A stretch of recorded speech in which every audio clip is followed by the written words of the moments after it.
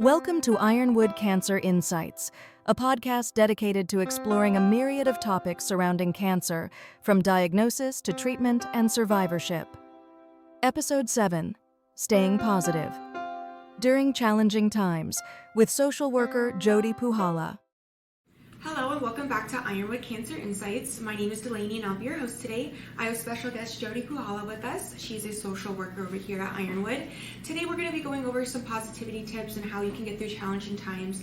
But thank you so much for being here with us. Thank you for having me. Of course. So what are some tips that you have on positivity and how it can navigate and help people navigate through challenging times? So I think most people would agree that, in these modern times, it's more and more difficult to stay positive. I work with people in the oncology world, with patients. And so obviously they are thrust into a whole different world. So they're already going through stresses like difficult economic times or raising kids or all the things that are happening, natural disasters. And then they're dealing with something that they didn't ask for, maybe thought they never would. So in my practice, in helping people, we really try to talk about the importance of being positive in this challenging time. Not just for the general public, but especially for oncology patients. We know that the body, mind, and spirit are so interconnected, and we know how the mind is so powerful. So, I'd like to talk about some of those things that I've learned along the way. Wonderful, thank you. When it comes to our cancer patients, what do you typically like to tell them or give them advice in regards to positivity and how they can maintain that? Actually, when it comes to giving advice, I've learned a lot from the people that I work with in our support groups or working one-on-one. And I remember one of the breast cancer support group members who had a very positive attitude. The group asked her, what is your key? How have you retained this throughout your cancer journey? And she said she made sure that there was always one thing every day, either when her day started or when her day ended or both, that she was grateful for. And we hear that term gratitude a lot, and how important it is, but it can be very difficult for someone who is, physically taxed from treatment or surgery or from their disease process. So all the more important to kind of remind them of, even if it's that you're just grateful to be alive, that it's really important to, on a continual basis, take a look at what you're grateful for. Absolutely. And does positivity just come mentally, or are there physical aspects of it that can help increase that? Well, as I said, your mind is so powerful. So in my mindfulness practice, it's taken a while.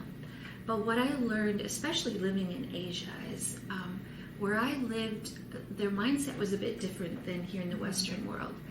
And that was that you focus on more what you want and not what you don't like. Exactly. So right now, for instance, if you don't like the Kardashians, let's say, no offense to the Kardashians, but let's say you just don't like them, but you talk about them all the time and you bring them up in conversation, that sort of mindset sort of draws negativity. Absolutely. So if a cancer patient stays focused on, okay, my outcome is healing, I'm going to heal, then physically you're going to start doing maybe what the doctors are telling you. You might start looking more at your nutrition or things that are healthy physically for you, because that's what's guiding you as you kind of keep your eyes on the prize. Okay. And so I think that's been a huge thing that I've heard cancer patients say, is that yes, you're going to have some down days, and that's okay too. You're not superhuman, you're only human, but to really focus on your healing and what you need to do to get there. Absolutely, that's wonderful. All right, and can you talk to us a little bit more about mindfulness and what exactly that is? Yeah, mindfulness is something that you hear that word more, and I'm happy to hear that. But sometimes we make that word bigger than it is. Even the word meditation, I've had many patients say, I don't meditate because I just can't get all the clutter out of my head and it doesn't work and I've tried. And I always say, like, make it real simple. Like I said, even as simple as taking 5 minutes to start your day, maybe light a candle and write the things that you're grateful for, or doing prayers, whatever. Maybe it's walking in nature and touching a tree. Like, to some people, that is their temple. Nature is.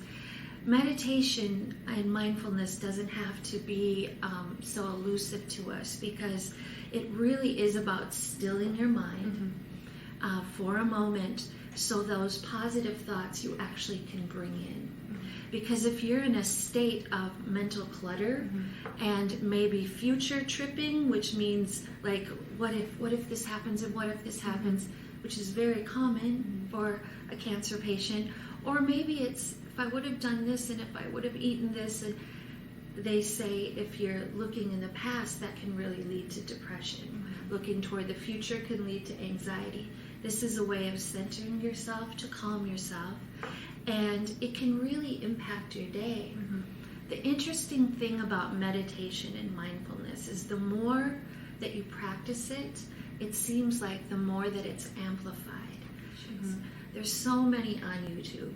And we're going to be bringing back, I used to do guided meditations once a week, and people would join me via Zoom, and we had a really good response. And so we're going to bring that back just to expose people to guided meditations. Can take you to many places, many beautiful places. And again, it's making the mind still, or it's actually training your mind to think more positively for healing. There's guided meditations for almost everything under the sun.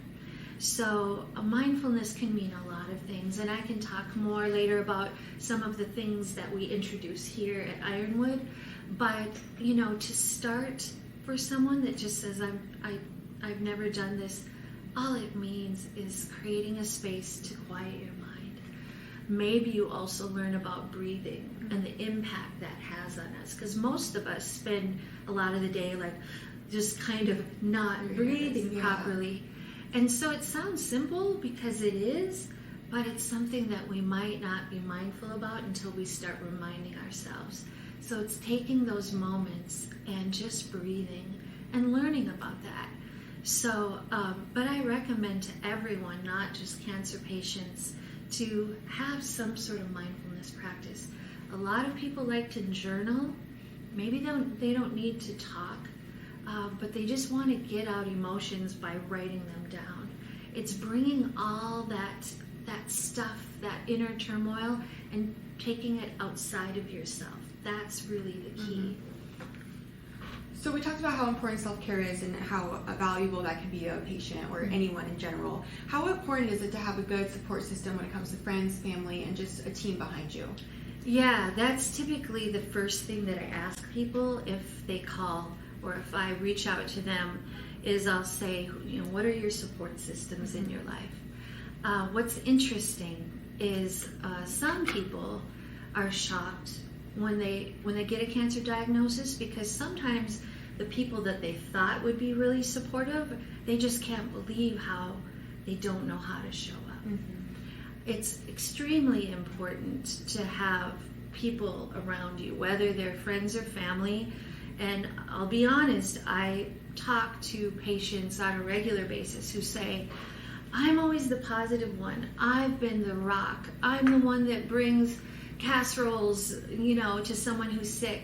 Now I need people. I don't have the strength to be taking care of them, but I find myself protecting them, protecting their feelings, not sharing how I feel, because they're just losing it over my diagnosis. And that's always really painful to see, because they can really feel abandoned by people that love them. And it's simply that maybe they're so strong that people around them haven't flexed those muscles. Sometimes it doesn't work to ask for what you need, and sometimes you have to get it elsewhere. So if, I'll explore support groups with people, because they're online. We have some here. They're in the community. And sometimes it's really, even if you have great friends and family, there's nothing like having a conversation and connecting with people that are where you are. It's very healing. It's not for everybody, though. Some people say support groups aren't my thing. There are some volunteer mentorship programs that I can link people to, where it's someone that's been through something similar and they have a certain amount of training, and it's just someone to call when you're having a hard day. Sometimes it's really helpful too if there are sometimes deeper issues going on, and this can affect relationships, marriages.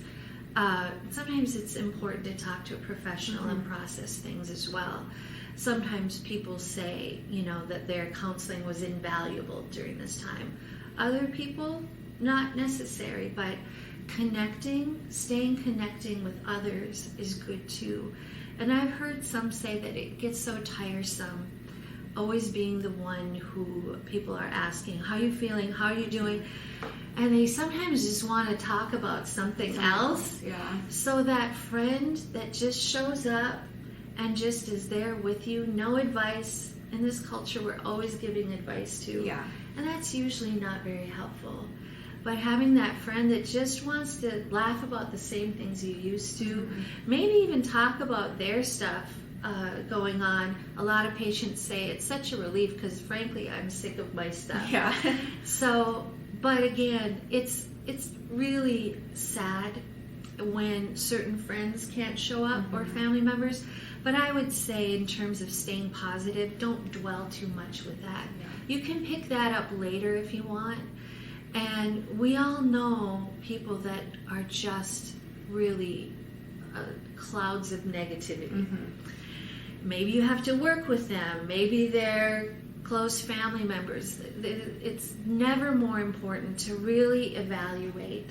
And you don't even have to judge. You can just say, right now, I can't have that negative energy near me. Doesn't mean you have to ghost people or completely cut people out. Sometimes you do. But just a time to really keep the positive people or the people that are really good with holding your space close to you. That is critical. And it isn't for the faint of heart, like I said. There's family members sometimes that are well-meaning, but it is not helpful. It isn't a time to protect their feelings. It's a time for you to heal and really look at the positivity in your life. And I feel like that kind of brings us full circle to self-care, where it's you need to surround yourself with positive people where you benefit yourself. And sometimes you have to do those hard things. But you do. Boundaries are an expression of self-love. You know? And boundaries for some, especially if you're a chronic people pleaser like I used to be, I'm recovered. Me too. Yes, that is sometimes not natural at all. And of course, some patients are raising children, and there is a certain amount of protection that you have to give them, the sort of information you give them. But if you're dealing with another adult, then sometimes it's just time for those people to figure out their own stuff, because you have got to conserve your energy, conserve what you allow in your life, and that also means connecting on social media. If you have someone that's always posting negative things and you see this, it might be a time to evaluate that, and or avoiding social media altogether. Just a good time to explore that, because all this negativity, again, isn't something that's useful. It never was, but it certainly isn't now. So having a good support team and having someone around you to give you that positivity is obviously very important. Is there a chance, or is there possibilities that maybe someone is being too supportive and saying things that might not be as beneficial as they believe it is? Yeah, I mean, unfortunately, I hear that a lot too. And I think it's very difficult to know what someone is feeling when you've never gone through it, or even if you have gone through it. There's a lot of assumptions we make, and we're assuming that they want to hear things like, you go girl, or you got this, or you're so strong, and maybe that feels good in moments, in the right moments, but I do get the feedback a lot that sometimes that's not necessarily helpful, because those platitudes or those canned phrases sometimes make people feel not heard. And again, I think we're so accustomed to giving advice and weighing in that we think that we have to tell them about the latest thing we saw on YouTube that they should try to eat, or especially after a diagnosis is new, focusing on things like, what is your stage, or are you going to lose your hair, or those real physical things. A person maybe isn't in that place where they want to talk about it. So how are you a good support system? I would say just letting them know that you're here for them. Also, it can be so overwhelming with the schedules and all the decisions they have to make that instead of saying, let me know if you need anything, a lot of times people won't reach out. So saying, I want to bring you some food. Would you rather have lasagna or this? And it's like, oh, I'd rather have this. Okay, would you like it on Tuesday or Wednesday? Give real small choices. Because then it's not so overwhelming and causing people to say, oh, just forget it. Or maybe their taste, they just aren't interested in that lasagna they used to love. You could even say something like, would you rather I bring some food, or would you rather have your house cleaned? Because you don't know, one person might say, oh, I have to clean my house before my house is cleaned by someone. That might add more stress. The point is, as a support person, just be there with them. And sometimes no advice is the best thing. And again, like I said before, just not treating someone like they are a diagnosis, but even talking about other things might be a great reprieve for them, and avoiding those platitudes of, you gotta be strong, and they're already building resilience. They are a strong person, and they will become a very strong person. But that sometimes comes off as dismissive. I need you to be strong and be like you were before in my life is what it can translate to. So just allowing someone to share with you what they need, or just being present and acknowledging, just saying, I can't imagine. And if you don't know what to say, just say, I don't even know what to say. It's really refreshing to people, that moment of honesty, and not just feeling like, okay, there's certain words that I got to tell them so they can be strong and eat right and get healthy, and that's overwhelming to people, and it feels dismissive. So there are a lot of emotions when it comes to cancer diagnosis, or being around someone that does have a cancer diagnosis. What are some other emotions that someone can feel when it comes to this? Yeah, I mean, there's obviously a lot of fear. The C word, they say the C word for a reason, because you're equating that with things like death. And there's so much we can do in today's world in oncology that's natural for the brain to go there, but there's so many success stories. But that fear is going to be lingering. And especially if you go through, let's just call it what it is. It's a trauma getting this diagnosis. It can be traumatic going through certain treatments. Fear of recurrence is something that's very real. Even when someone goes through their treatment plan and they're finished and they're cancer free, what's interesting is a lot of folks will describe that I was fine when I had all these schedules and I had the plan, and I knew I had to get to my appointment then.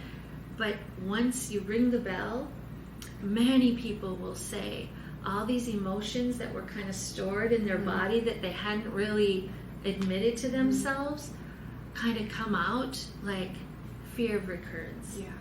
And so that's a very real thing. In fact, we have a survivorship series, and that's my portion of it, is talking about fear of recurrence. And, what we just say is that it's important to acknowledge it. It can come up when you have a scan, just a routine scan, or it can come up when you're feeling in your body something maybe similar to what you felt before your diagnosis, or something new. It can come up if you hear someone else that's been diagnosed, or on social media, or in the news. It can be triggered during those certain times. And people say, I don't want to feel this way. I want to feel like I did before, because I am cancer-free now. And it's like, I think we have to acknowledge that it changes you. But many people say that they change for the better. And there's actually a term for that. It's post-traumatic growth. Wow. And it's taking resilience a step further, where people say, yeah, I learned to be strong, and I learned to go with the flow, and I learned to focus on the task at hand, but now I don't even see the world the same way. And it's a beautiful thing. Some people say they have a real growth in their spirituality, or they make completely different choices about relationships, or how they move and eat, and all sorts of things. It doesn't always happen. Some people can get really stuck in the fear. And when that happens, I think it is very important to reach out to a professional. If you just can't get back to things you once loved to do, and if you're stuck in that fear, that's no place to be. Yeah. Like they say, if you have fear, you really can't experience joy or love. Fear should be there to warn us of things that we need to act on, like, oh, a bear is coming, but not to stay in a sense of fear. So those are all things that is important to process with a professional. And I know you said professionals are probably going to be the best choice. Is there anything else that they can do to help reduce anxiety or stress? Yeah, I mean, again, it's connecting and sharing, or it's learning the technique that works for you. It can be journaling. It can be, maybe you're an artist, and you let out emotions through art, or music and dancing, or movement, or nature. It's really trying some different things, or doing things that have worked in the past that help you get, again, that fear and anxiety outside your body, and giving it away. That's why a lot of people in 12-step programs say that, it's giving it to a higher power. That higher power can be a lot of things to a lot of different people. And I should say a lot of people do rely on their faith or their particular religion. Why? Because there is a sense that there's something bigger than me. So that is, again, so personal too. Yeah. I think the point is exploring this and not letting that fear consume you, so that you can't get to that post-traumatic growth. Yeah. That is really beautiful. And I have had people say, without my cancer diagnosis, I wouldn't be here, and I'm actually grateful. Now, if you are not feeling that way, that is also not a situation where you should beat yourself up, because, again, nobody chooses cancer. But there are those people that can go that step to saying, wow, my life is better now. Yeah. And that's our hope for everybody. Absolutely. Yeah. And I know you mentioned that you're doing the survivorship series here at Ironwood. What other classes do we have available for our patients? Yeah, we have all our classes are free and open to the public. So I just think it's so neat, because we introduce things like Qigong or chair yoga, or we have a breathwork class that's amazing. And we have, like I said, we'll start guided meditation again. We've got sound bath. This is where people come once a month, and all these instruments from around the world, they bring different ones, and they teach us about vibration, and really, again, it's releasing, and it's being in the moment. So we have many offerings. We also have support groups and ways for people to connect. And we've also got a painting class that's starting tomorrow, and that'll be monthly, where maybe we're not even talking about cancer. Yeah. And it's just the joy of painting. Yeah. It's a very tactile thing which can be very helpful to people. So we just try some things and see what people respond to, and we also take suggestions, and it's really one of the beautiful things that I love about Ironwood is that we're really trying to introduce the public to some mindfulness. Yes. Yeah. Beautiful. So I know you participate with our support groups and you do a lot with our patients. How else do you help the patients? Yeah, it's not just group activities that I'm involved with. A lot of it is one-on-one. So if the social workers here deal with things like financial stress and linking them to resources in the community, also that mental health piece, really evaluating their supports, and if that's lacking or if they want to expand upon that, we link them to different people in the community as well, and any other resources. But not only that, it's also if one of our staff members or the oncologist or physician decides that a patient really could use some resources in a particular area, they refer them to us. And sometimes some surprising things will come from that phone call, things that maybe a patient didn't even know was a sticking point. And what I really try to do as a social worker here is, yes, link to resources, but also provide that space to say some difficult things that maybe they weren't able to share with friends, family, or anyone. And then we can go from there. And so they can have some things in their tool belts for when they feel like they're in a pickle, and we're a phone call away, and we are here for the patients for that psychosocial sort of piece. Well, thank you so much for coming on the show and explaining to us positivity and how important it is and all the support groups that we have here at Ironwood. If you do have any more questions or you are interested in being a part of our support series, you can email us at wellnesscrc.com or you can call us at 480-314-6660. Thank you so much. Thank you. Thank you.